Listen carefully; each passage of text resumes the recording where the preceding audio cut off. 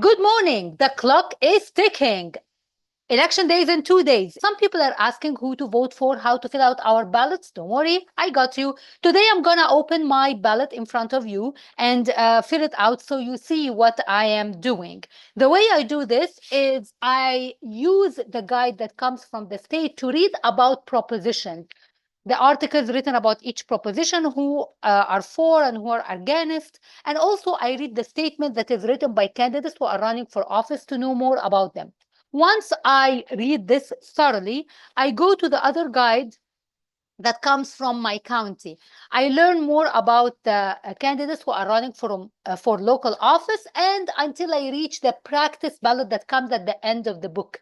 Here I do my scribbles, I write my notes. I may change my opinion about candidates as I learn more about them. Once I'm settled, I go to my ballot and fill it in, and that's what I'm going to do today with you. So in this video, I'm going to talk to you about voter guide. I know some people are confused about this. And also, I'm going to fill out the battle, like I said, and I want you to wait till the end of the video because I'm going to tell you about the mistakes that might get your ballot discarded. You don't want to waste your vote over very little, silly, simple mistakes. So we're going to do this in this video. I know a lot of you have received this amount of ads, if not more. These are ads coming from candidates running for offices. And the more I see ads from people that keep coming, the more I know that these people are funded by big corporations and lobbying groups. They have hundreds, thousands of dollars to be able to mail in all these ads over and over again, in addition to the ones that come in mail and the messages they send to us. So these people are not after our interest. They are after the people who fund them. If I fund you, I own you. And that's what big corporations and lobbying groups are doing. I do not trust those candidates. Now, the voter guide. Voter guide are confusing because I received all these guides from different organizations in addition to the guides that come online. These are confusing because each guide has different opinions. Some of the guides are partisan, like this one comes from the Democratic Party. Of course, they will ask you to vote for everyone on the Democratic Party. But some of them are non-partisan, but they come out of deals. Like this one is the CUPS voter guide. So what happens is the police department go to people running for office, let's say a mayor running for office, and they make a deal together. If you endorse me as a mayor, I will give you this amount of money to do this or that. So these endorsements made by deals, I cannot trust because they are not after our interest as a community or as a city or as a group of people. They are their interest as a department of police or firefighters. So they are looking for what will benefit them.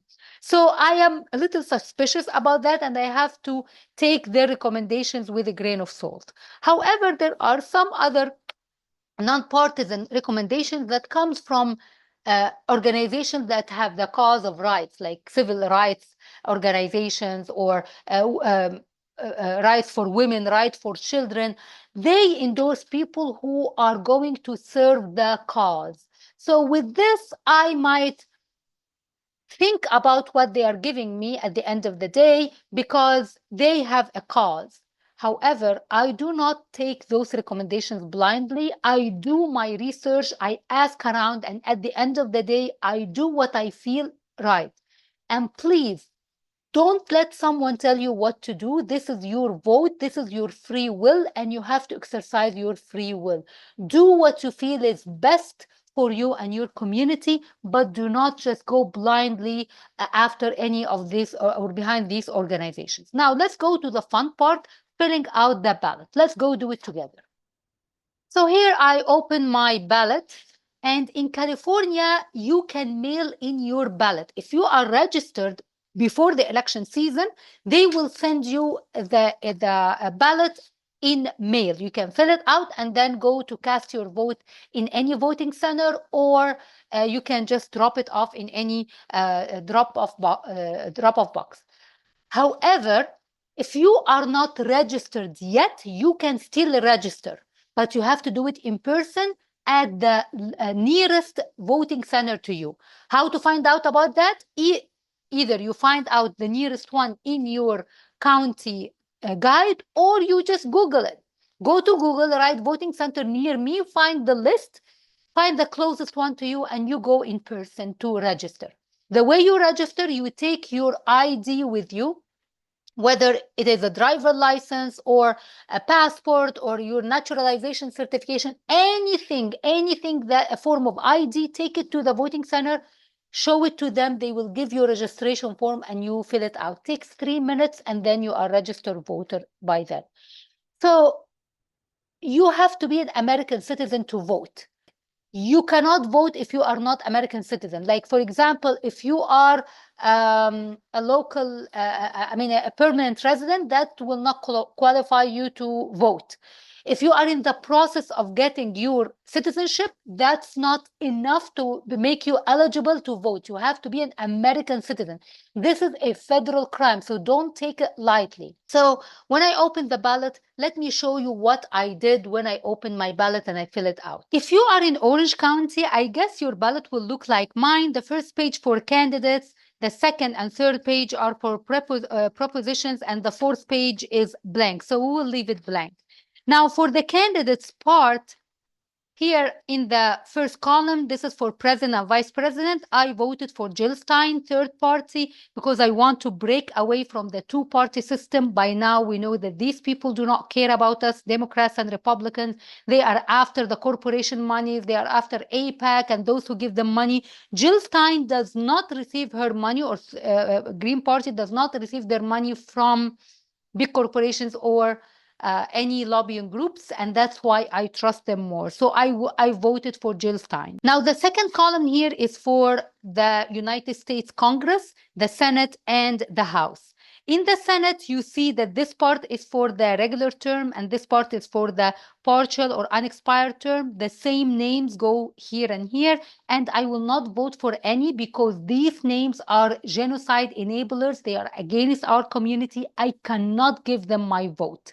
This will affect them on the long term. When their parties know that they are not popular candidates, people cannot vote for them, they will not help them to run for elections in the future elections. I cannot put my name with these terrible, horrible candidates.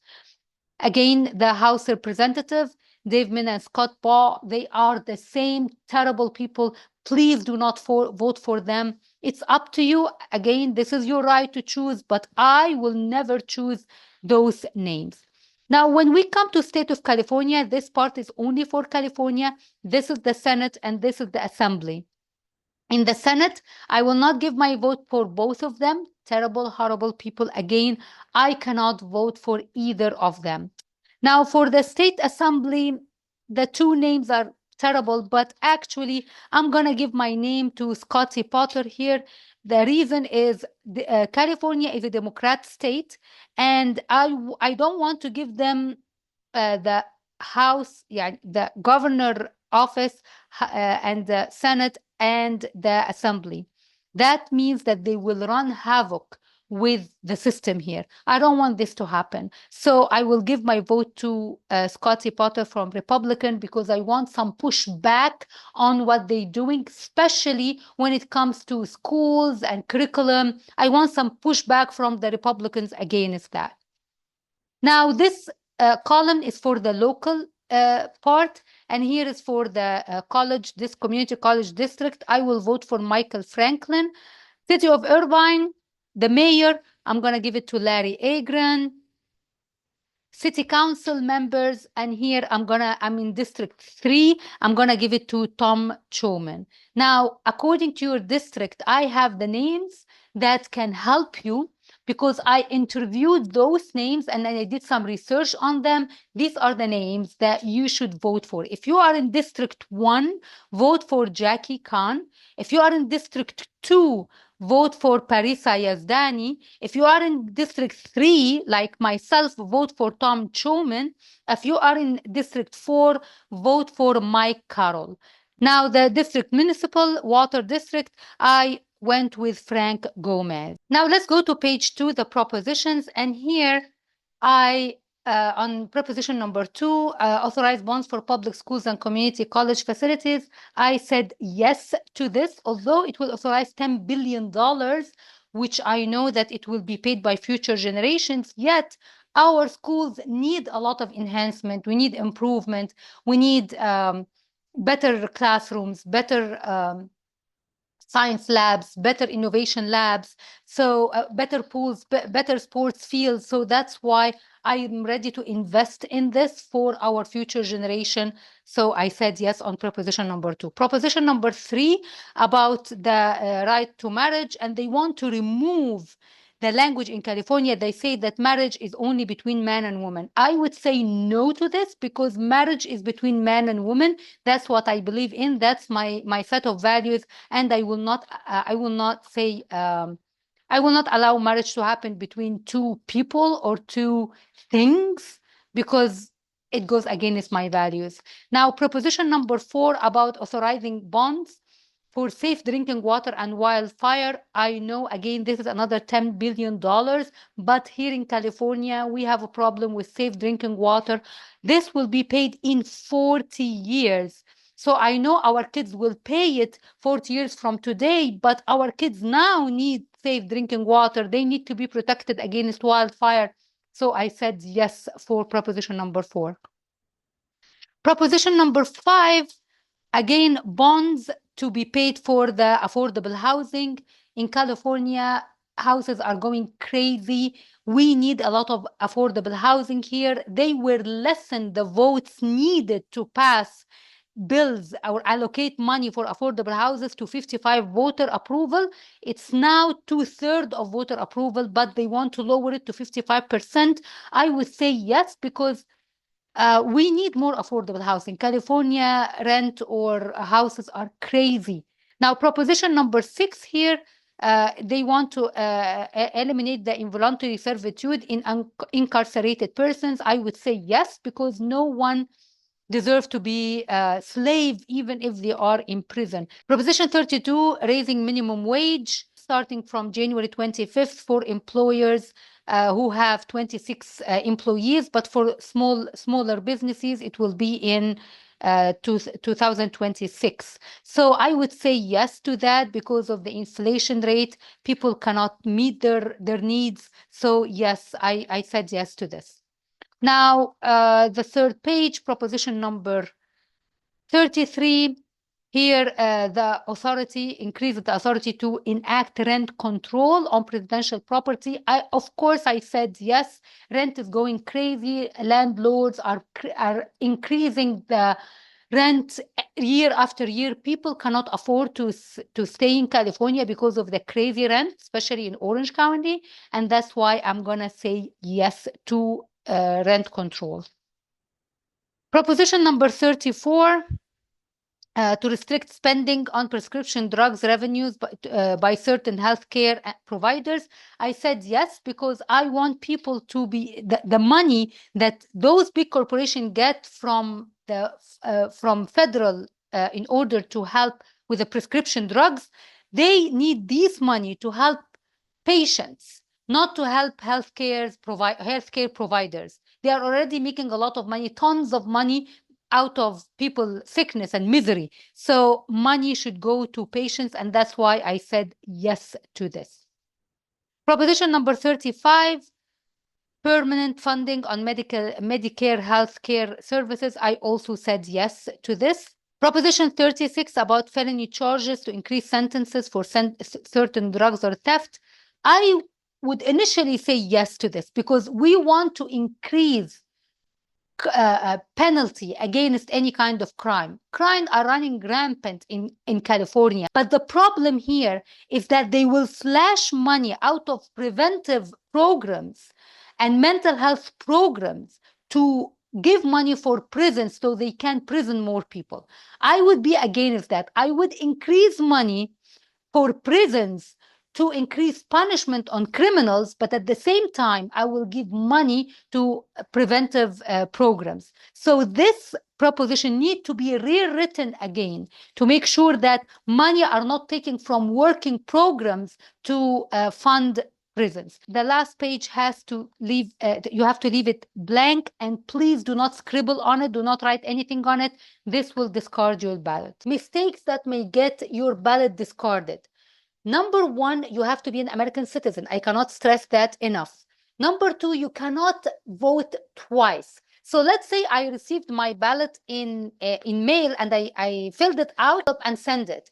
You cannot go to the voting center and cast your vote twice. This is a federal crime. You cannot do that. Number three, use black or blue ink to fill your ballots. You cannot use red ink. You cannot use highlighters. You cannot use or pencils.